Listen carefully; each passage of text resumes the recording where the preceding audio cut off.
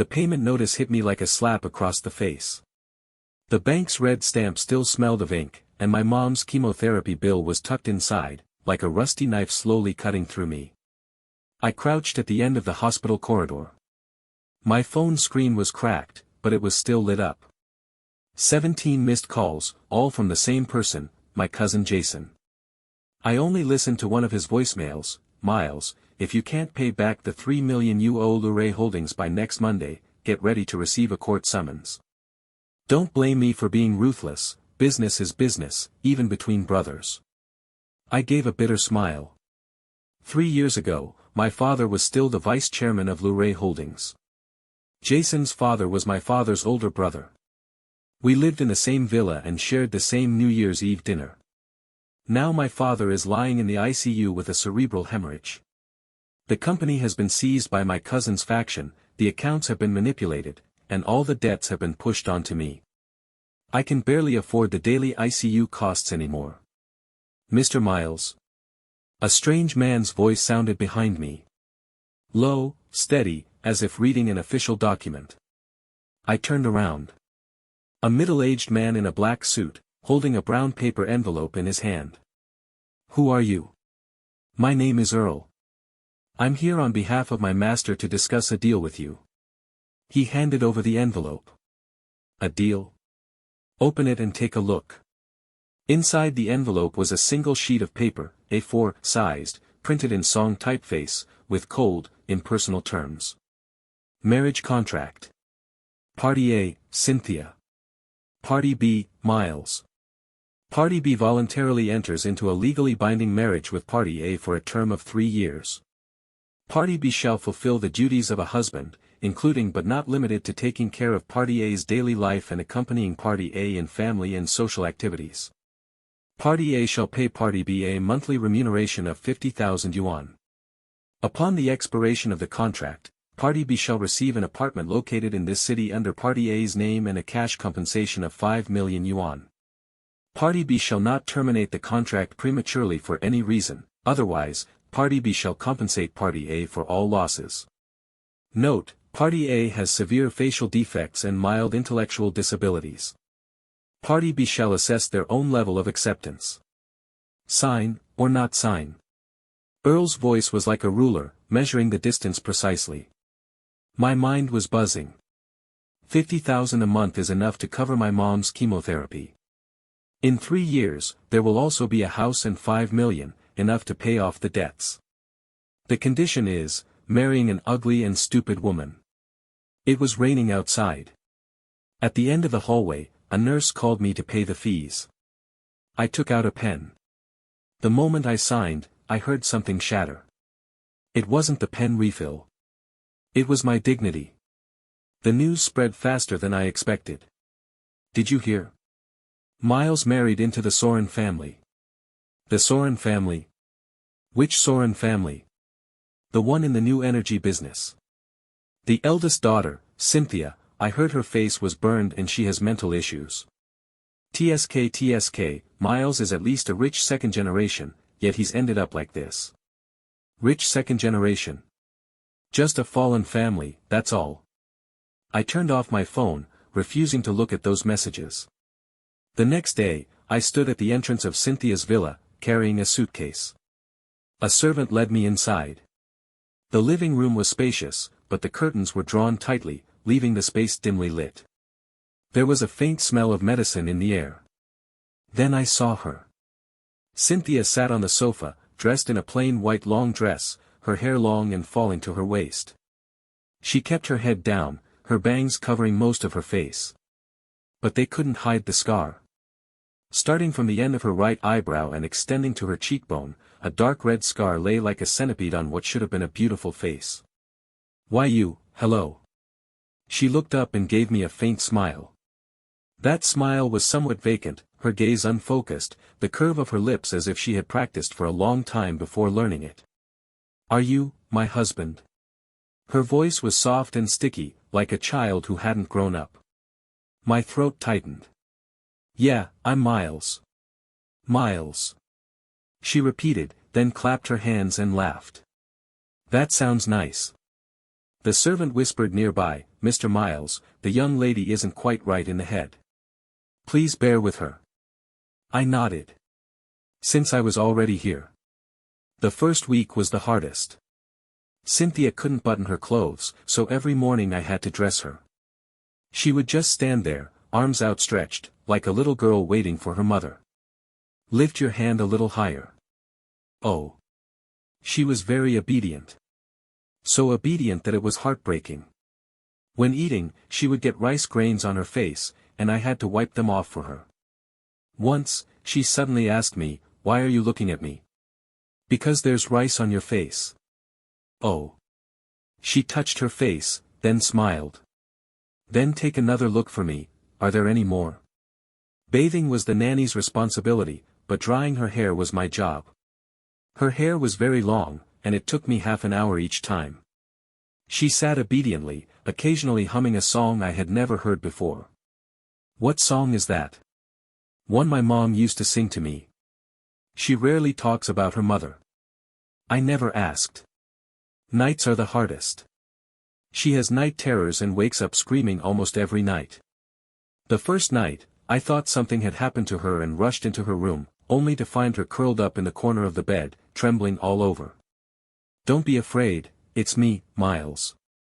I sat on the edge of the bed, hesitated for a moment, then gently patted her back. She grabbed my arm with surprising strength. "Don't go, they've all left." "I'm not going." That night, I leaned against the headboard, and she rested her head on my shoulder until dawn. Later, this became a habit. Every night, I would read her stories, and she would fall asleep halfway through. Her hand still clutching the corner of my clothes. Occasionally, she would talk in her sleep. "Mom, it doesn't hurt." I looked down at her face. The scar looked like a dry riverbed under the moonlight. What had she been through? In the third week, I took her out for the first time. The driver dropped us off at the mall. I went to buy medicine and had her wait at the coffee shop. When I came back, I saw a heavily made-up woman standing in front of Cynthia. "Oh, isn't this Miss Cynthia? What, did your cheap husband leave you here?" I recognized her. Mabel, the best friend of my cousin's fiancée. I had seen her before. Cynthia lowered her head, saying nothing. "I heard your husband married you for money." TSK, how pitiful. Ugly and stupid, even your man was bought." I walked over. "Miss Mabel." She turned around, and the moment she saw me, her expression was quite something. "Miles? You. Did my wife do something wrong?" "No. I just." "Then please shut up." My voice wasn't loud, but it was cold. Mabel's face changed slightly, and she snorted before walking away. Cynthia looked up at me, her gaze still unfocused, but I felt, for just a moment, something flickered in her eyes. It was too fast, I didn't catch it. "Honey, you were so fierce just now. How else would I protect you?" She smiled and reached out her hand. "Then hold my hand." I held her hand. Her hand was small and cold. On the way home in the car, she fell asleep leaning against me. I looked out the window, a doubt creeping into my mind, was I really that foolish? I shook my head, brushing the thought away. Just a coincidence. A year and a half later. Life was calmer than I had imagined. My mother's condition had stabilized, and I had grown accustomed to taking care of Cynthia.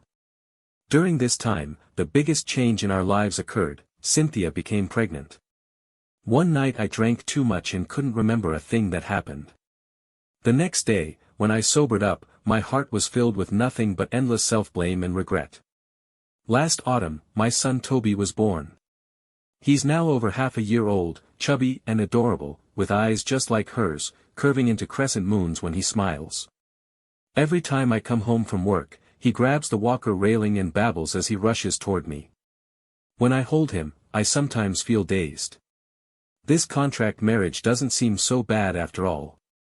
But some things are becoming increasingly off.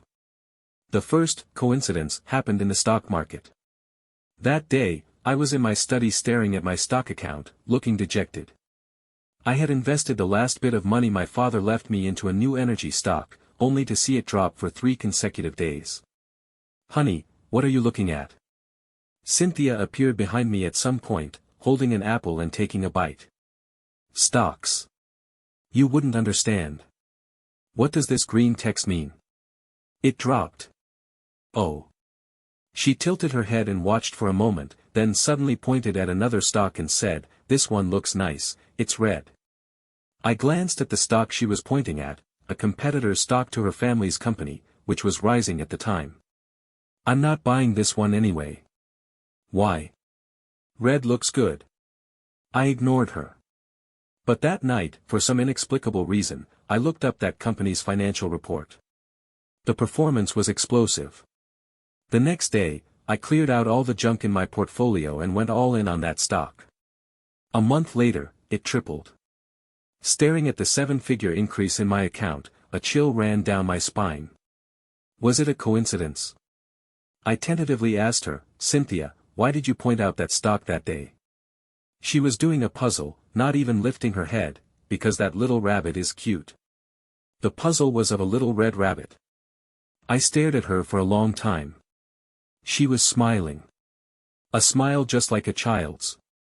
The second coincidence happened when I ran into trouble at work. I quit my job at Luray Holdings and became the sales director at a new energy parts factory. The boss was a rough man, but he trusted me a lot. During that time, we were bidding for a major client, and my competitor was the company my cousin Jason had just acquired. The day before the bid, my proposal was leaked. The price they quoted was exactly 2 points lower than ours.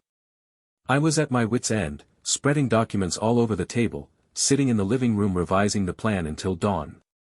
At some point, Cynthia sat down beside me, picked up a discarded A4 sheet, and folded a paper airplane. "Honey, look." She threw the paper airplane, which traced an arc through the air and landed right on my proposal. I picked it up, intending to toss it aside. Then I froze. The creases of the paper airplane happened to draw several lines across my cost analysis table. I followed those creases. One line crossed out a supplier, another pointed to a different transportation plan. Save 15% on costs. I jerked my head up. Cynthia had already fallen asleep hugging a cushion, breathing evenly, with a bit of drool at the corner of her mouth. I sat there, my heart pounding fast. The third time, it wasn't a coincidence. It directly exposed a conspiracy. That day, Jason asked me to negotiate, but it was actually a pressure tactic to get me to sign a document renouncing my inheritance rights.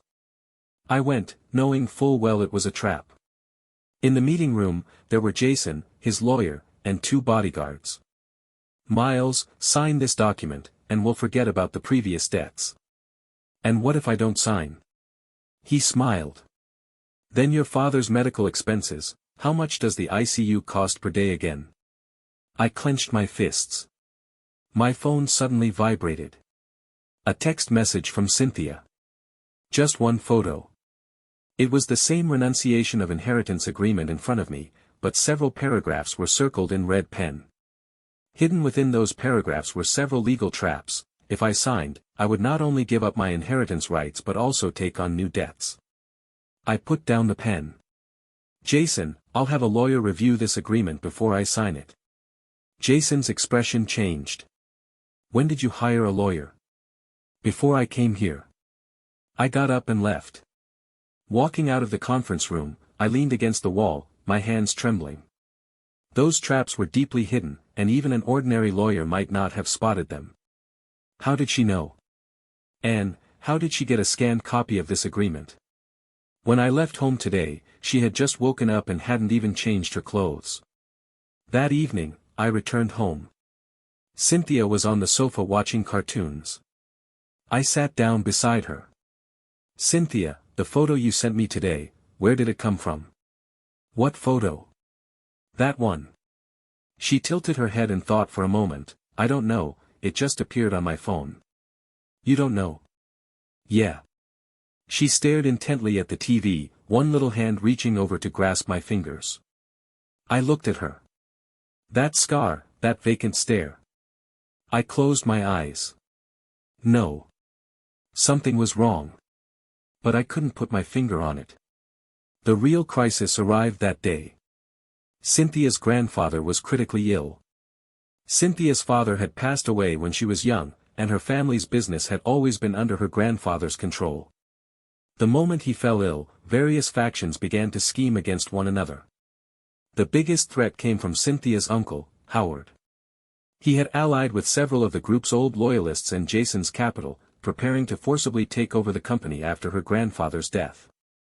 And I, as Cynthia's husband, was swept into the center of the storm. Miles, if you're smart, you'll convince Cynthia to sign this share transfer agreement. Howard sat across from me, pushing the document over as if giving alms to a beggar. Or else, when Cynthia's grandfather passes away, you won't get a single cent. In her condition, can she really run the company? I glanced at the document. As long as Cynthia signs, Howard will buy 30% of her shares for $10 million, even though the market value is at least $500 million. I'll think about it. 3 days. I'm only giving you 3 days. 3 days later, Howard made his move. Faster and more ruthless than I had anticipated. He bribed Cynthia's legal team, forged a will, and transferred most of the inheritance to his own name.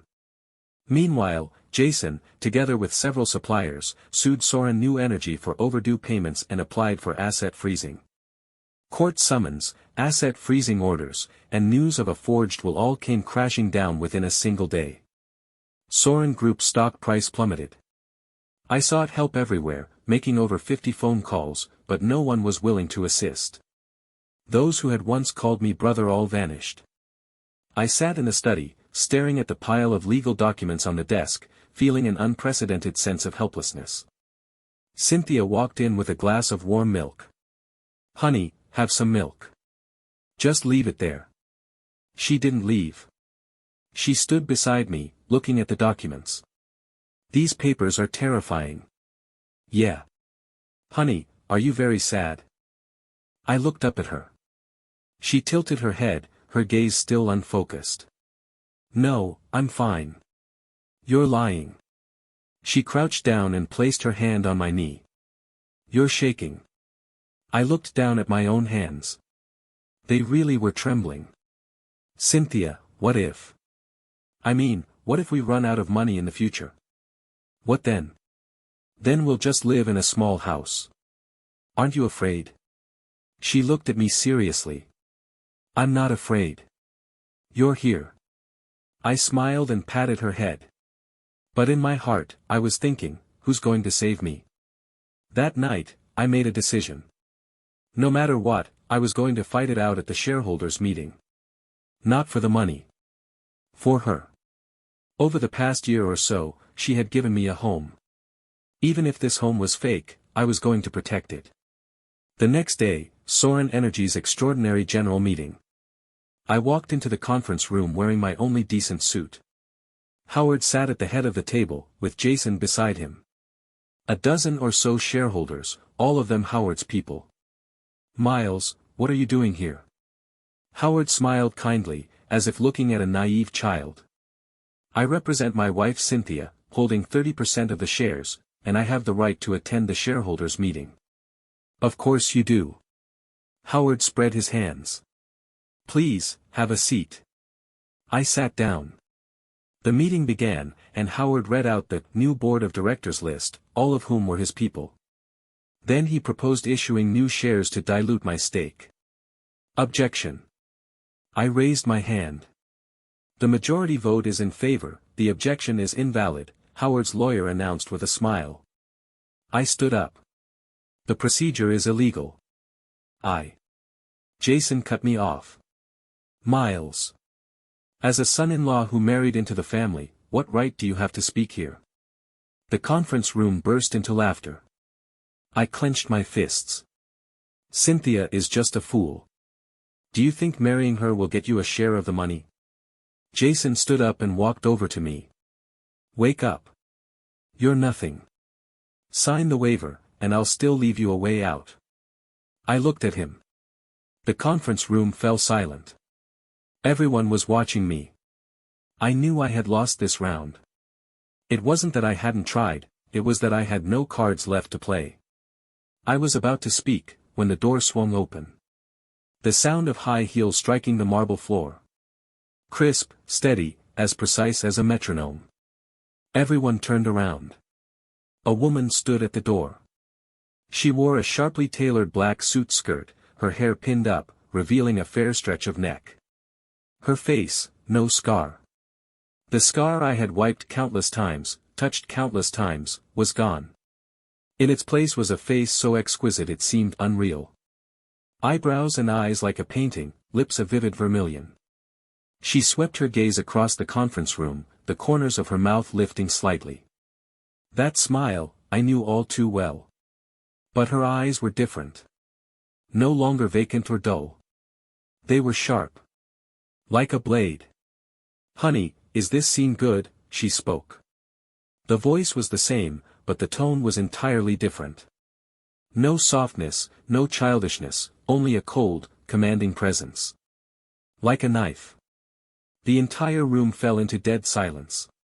Howard's coffee cup dropped to the floor, shattering into pieces. "Cynthia." Jason's eyes widened like brass bells. Cynthia ignored him. She walked up to me, bent down, and whispered in my ear, "I'm sorry for making you suffer." Then she straightened up and faced everyone. "Ladies and gentlemen, allow me to introduce myself. I am Cynthia, the actual controlling shareholder of Soren New Energy. Not only do I hold that 30%, but I also have the 21% that Grandpa transferred to me 3 years ago." She took a document out of her bag and tossed it onto the table. "This is the notarized equity transfer. Total shareholding is 51%. Howard's face turned pale. "Impossible. The will." Cynthia cut him off. "Fake. The will you forged has already been sent to the police. The photo in Miles's phone, I sent it." I stared at her abruptly. "That photo, the trap in the renunciation of inheritance agreement?" "She sent it. From the very beginning, she had been protecting me. And also," Cynthia turned to Jason, "Mr. Jason, I have also prepared evidence of your collusion with Howard to short-sell Soren Group stock and engage in insider trading." She took a USB drive out of her bag and placed it on the table. "1 copy each for the Securities Regulatory Commission and the Economic Crime Investigation Department." Jason slumped back in his chair. Cynthia walked to the head of the conference table and sat down. "Now, I propose a re-election of the board of directors. Those in favor of me becoming the chairperson, please raise your hands." The shareholders exchanged glances. 1, 2, 3, all raised their hands. Unanimously approved. As Howard was escorted out by security, he was still shouting, "You've been playing dumb all these years. You fooled everyone." Cynthia didn't look at him. "Show him out." The conference room was left with just her and me. The door closed. She stood up, walked over to me. "Miles." "Yeah. Do you want to hit me?" I looked at her. Did I want to hit her? Yes. Did I want to yell at her? Yes, that too. But I did nothing. I just reached out and touched her face. "This scar. It's a prop. Medical-grade silicone. I've been wearing it for 3 years, over 10 hours a day." Was the act of being dumb also fake? Yeah. "Since when did it start?" "When I was 18. My grandfather told me that my father was killed by Howard. But there was no evidence. I had no choice but to play dumb and pretend to be disfigured, letting everyone let their guard down. I waited 6 years, and finally, he made his move." "Why me?" She was silent for a few seconds. "Because I looked into you. Before your father's incident, you refused to collude with your cousin and wouldn't cook the books. You'd rather go bankrupt than do anything illegal. You're a good person. So the contract marriage, was it all your design?" "Yes." I looked into her eyes. "And this past year? I fooled the whole world." Her voice began to tremble. "But with you." Tears fell. "With you, I was sincere. My Adam's apple moved." "Cynthia, what about the child? Her eyes widened, as if struck in the most vulnerable place. Miles, you think Toby was also part of the plan? I didn't speak. She grabbed my hand. No. It wasn't a plan. It was that I fell in love with you. It was that I wanted a child of yours and mine. Her tears fell onto the back of my hand. Having a child wasn't a plan. It was the most painful and the happiest thing in my life. I closed my eyes. Then I held her. Tightly.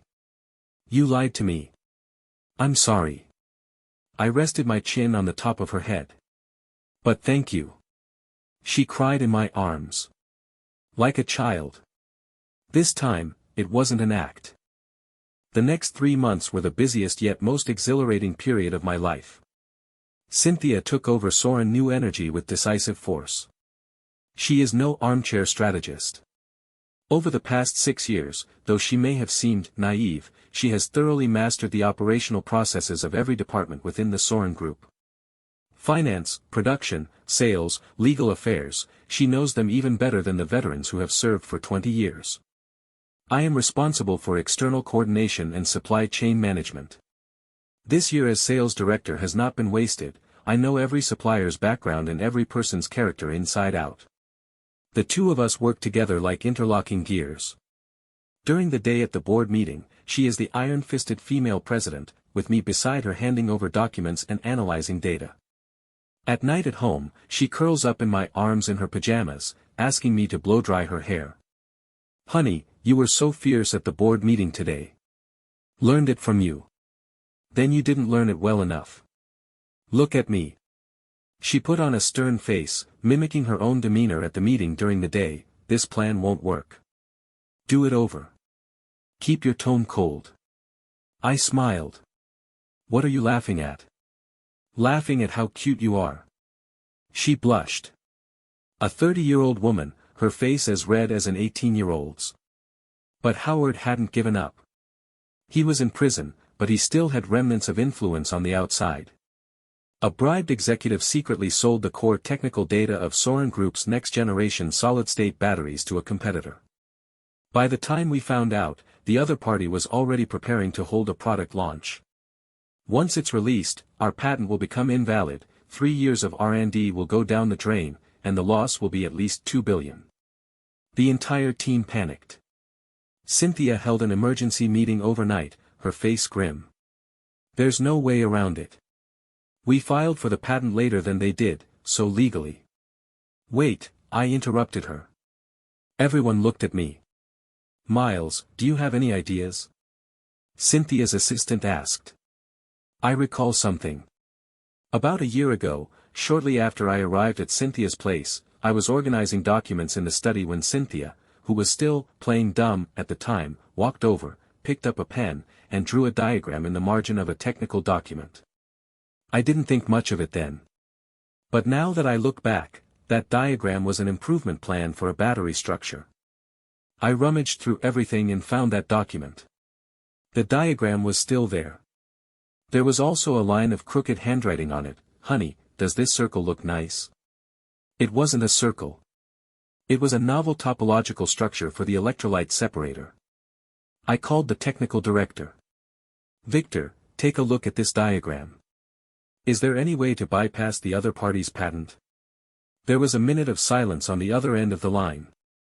Then Victor's voice trembled. Miles, this structure is 30% better than what we have now. And it doesn't conflict with the other party's patent at all. Who drew this? I looked at Cynthia. She was sitting on the sofa, pretending to play with her phone, but her ears were perked up. A friend. This friend is a genius. I hung up the phone and walked over to her. Cynthia. You knew this day would come a year ago. She blinked. I didn't know. I just thought that circle looked nice. I stared at her. She finally couldn't help but laugh. Alright, I did see their R&D roadmap back then. I guessed they might steal our technology, so I came up with a backup plan in advance. You never told me that. I wanted to see you save me. She wrapped her arms around my waist. Honey, you look so handsome today. I pinched her nose. You really are, the master of playing dumb. Then are you the tiger? I'm the one who was eaten by the pig. 3 days later, the investment promotion conference. The other party's CTO showcased the world's first solid-state battery technology on stage, and the audience erupted in applause. I stood up. May I ask, does your company's technology involve patent infringement? The entire venue fell silent. Sir, our technology is entirely self-developed. Is that so? I turned on the projector and displayed the image. Then please explain why my wife drew an identical technical solution to yours a year ago. On the big screen, Cynthia's circle diagram closely overlapped with their technical roadmap. However, at the key nodes, our topology was superior. The entire room erupted in commotion. Their legal team rushed forward, their faces ashen. I smiled and said, "Don't worry, we won't sue you. On one condition, you withdraw from this field and license the technology to us." Why? Because your plan infringes on the derivative patent of my wife's design. We have already filed for it. The other party's CTO's face turned green. Journalists in the audience frantically clicked their shutters. The next day, the news headline read, "Soren New Energy's counterattack, mysterious genius female chairman emerges." Cynthia placed the newspaper on the table and looked at me. "Honey, you stole my thunder. You've had enough limelight. What's wrong with sharing a little?" She smiled. Then she picked up her phone and posted a moment on social media. Just one sentence: "The best investment in this life is not the Soren Group, but Miles." The accompanying photo was of me holding Toby while he slept. I saw it but didn't like it. I just took a screenshot of my phone screen and saved it to my favorites. When Toby was a year and a half old, Cynthia and I held a belated wedding. There were no guests, no media. Only my mom, Toby, and Cynthia's grandmother. The venue was the small courtyard where Cynthia lived as a child. In the yard stood an osmanthus tree, covered in golden blossoms. She wore a white wedding dress, and there was no scar on her face. Sunlight filtered through the leaves, casting dappled shadows across her face. She was so beautiful she didn't seem real. Miles. Yeah. Today, there is no contract. I know. She reached out her hand. This time, it's not for a deal. I took her hand. Only for love. The wedding was very brief. There was no officiant, we wrote our own vows. I spoke first. "Cynthia, you deceived me for 3 years. You tricked me into signing the contract, tricked me into becoming your husband, tricked me into thinking you were foolish and ugly. But there was one thing you didn't lie to me about." "What is it?" "You said that with me around, you wouldn't be afraid." Her eyes reddened. "Now I want to say something too. With you here, I'm not afraid either." Her vow was even shorter. "Miles, I've lied to the whole world, but loving you is the only truth." Toby clapped his hands in Grandma's arms. Osmanthus flowers fell on her shoulders. I kissed her. The courtyard was filled with floral fragrance. That night, after everyone had left, I sat on the steps of the courtyard, scrolling through my phone. 3 years ago, I crouched in the hospital corridor and signed that contract. 3 years later, I sat in the courtyard filled with the fragrance of osmanthus flowers, watching my sleeping wife and child beside me. Fate is like a net. Some use the net to trap you. Others use the net to catch you. Cynthia looked down at me, the moonlight falling on her scar. No, there was no scar anymore. Her face was clean and smooth. "Honey, what are you looking at?" "Look at my life, the best investment I ever made." She smiled. Snuggled closer. "Mine too." A few more osmanthus blossoms fell. The night was gentle.